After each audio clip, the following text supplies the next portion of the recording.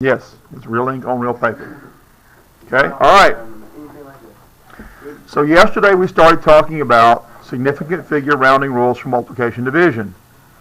And I explained a few things yesterday about the basic setup for doing most of the math we do in here. Now there's some addition and subtraction, but the part that most students have the most struggle the hardest with is the multiplication division type problems.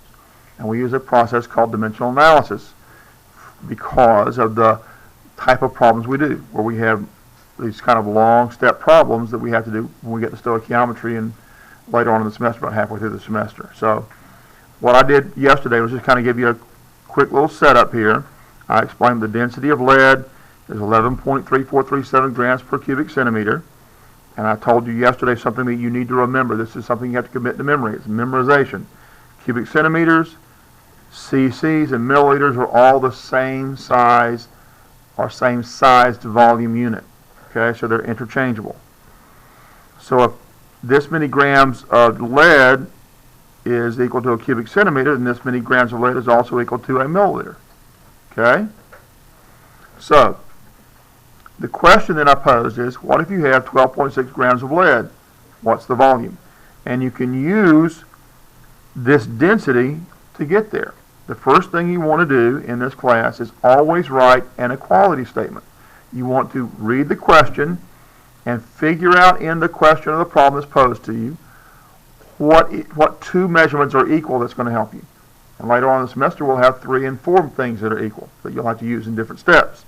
Okay? In this case, 11.3437 grams per cubic centimeter means that 11.3437 grams of lead equals 1 cubic centimeter or a milliliter, because a milliliter and a cubic centimeter is the same. Yep. So is the problem always going to have like a number and a cubic centimeter, and you're going to have to figure out? Well, sometimes I don't even give you the equality statement. You have to just know how to figure it out. We'll get to that. Don't sweat that part. Those are things you have to sometimes figure out. Sometimes it's given to you, sometimes it's things you have to memorize, and sometimes it's things you just have to figure out. But it's not as hard as it might sound right now. We'll get there. Okay? All right. So if you're given 12.6 grams, if the given amount, okay, and that's a term you'll hear me use a lot in here, what's the given amount? What's the starting amount? The given and starting amounts are usually the same. All right, the starting amount or given amount here is 12.6 grams of lead. We always put that over 1.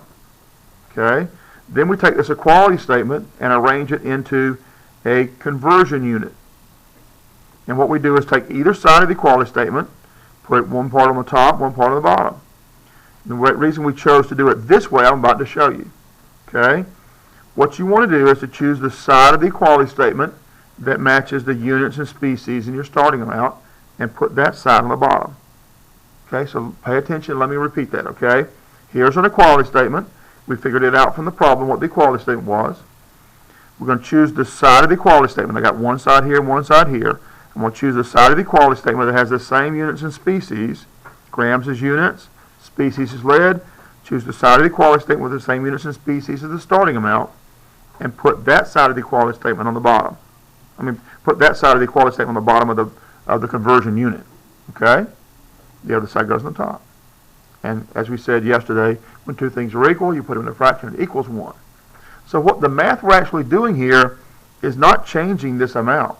It's only changing how we're measuring it. Okay? But now here's the neat thing. How many of you are taking algebra right now or have already taken algebra? Okay? In algebra, if I were to, let's almost kind of move down here to the bottom for a second. If I were to take an algebra and put, say, do this problem here, x over 1 times y over x. Can you look at that and tell me what the answer is supposed to be? Yeah. What is it? Huh? X times y, or x equals It's actually simpler than that. Let me show you why. Okay? So x times y goes to the top. X, y. Okay? And 1 times x is just x, right? Yeah. But that copies. Huh? Whoa, everybody's talking one time.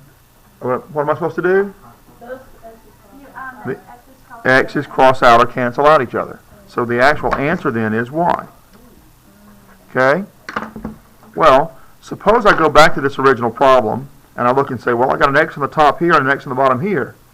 I could have canceled it before I even did this step, couldn't I? So let's do that again. X over 1 times y over x. I'll just cancel out those x's. And y over 1 is just y. And I skipped a step. How's that?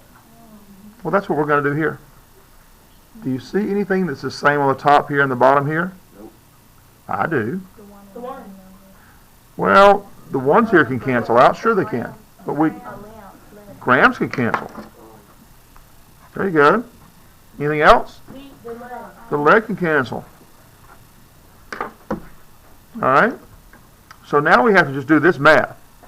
Okay? So you could cancel out the ones, but really if I'm multiplying this times 1, it becomes, this is the answer, right? It's 12.6. If I multiply this times it's 11.3437, it's just 11.3437, right? So if it's ones here and here, we can kind of ignore them. You can cancel them out if you want to, but we can kind of ignore them, right? All right. So what we can do then is just do the math. Okay? Now if I have this number here on the top and this on the bottom, what math operation do I need to do? Division. Okay?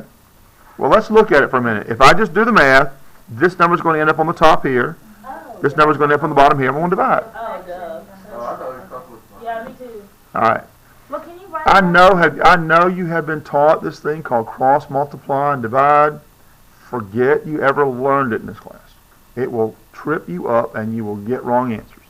Okay? I want you to forget you ever learned it. All right? Got that? Okay. All right. So what we need to do is simply divide this number by that number. Does that make sense? Okay. Does anybody have a calculator yet? Remember, you got to have that by Monday. like that kind of calculator or like the regular? All you need is a scientific calculator. Can we use that phone? Where did you get that? Well, here's the problem. While I don't really mind you using a phone in the classroom, what I do mind is using a phone on a test. So you need a calculator. The reason is that you could take photographs of the test and give it to somebody in later class, and that'd be cheating. And I don't want you using phones on the test. Yes?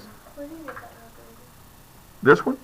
You can buy it at almost any office supply store, but they might have them. I don't know if they have them. They might have them at Walmart. They're kind of expensive. This is about a $130 calculator.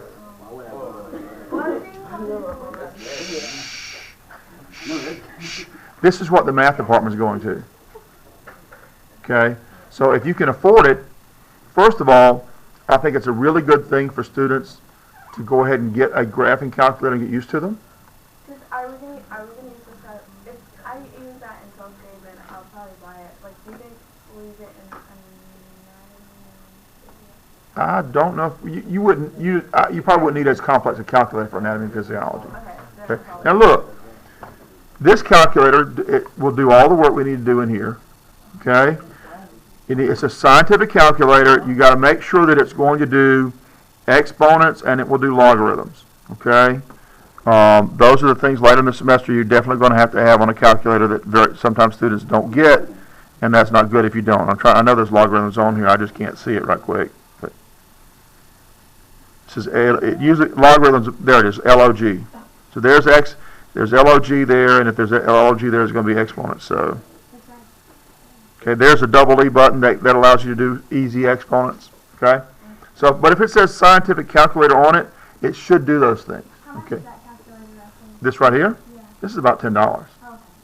Okay, but if you can, I'm not suggesting that you have to get a graphing calculator. I'm suggesting if you can afford it, it's a really good investment. Okay, this particular calculator is the one that the math department is going to.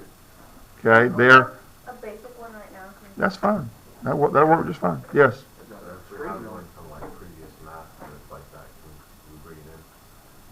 Yeah, you mean you already own one like this? That's perfectly okay. Sure.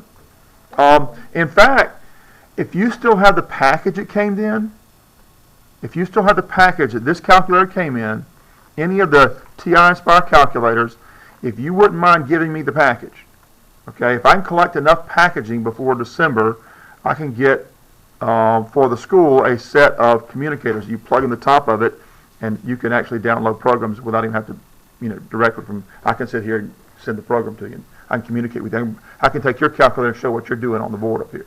See? But that's if I get enough of those packages. I have to have the little card on the back. Anyway, so if you still have it, it'd be great. All right, so let's do the math real quick, all right? So we got 12.6, and we're going to divide that by 11.3437, and hit enter. Got a really long number, okay? 1.11074869751. Okay? All right. So you always write the full number when I want you to write the full number down. But now we're ready to use rounding rules for multiplication and division. Okay? Well, this is a multiplication and division problem. Okay? We divided here. These two terms are multiplied, so we're going to apply multiplication and division rules for rounding. Okay? Now, the rule here is a little bit different than it was for addition and subtraction. Just for that, Yes? my calculator stopped at 9.8. Okay, that's just a setup thing. You just got to go and tell it how to give you the full number. And I forget right off the top of my head how to do that. I'm sure it's under the menu button somewhere. Okay. Oh, wait a minute. You got a smaller. Is yours a Casio? Is yours a Casio calculator? Okay. I'm not sure. I know you can reset it, but I'm not very familiar with this Casio. Okay. But if you want to come in sometime before school or after school, I'll try to help you get it reset. What now? Okay, good point. Some calculators don't give you as many decimal places. That's fine. Okay, just write down everything that it has. Okay?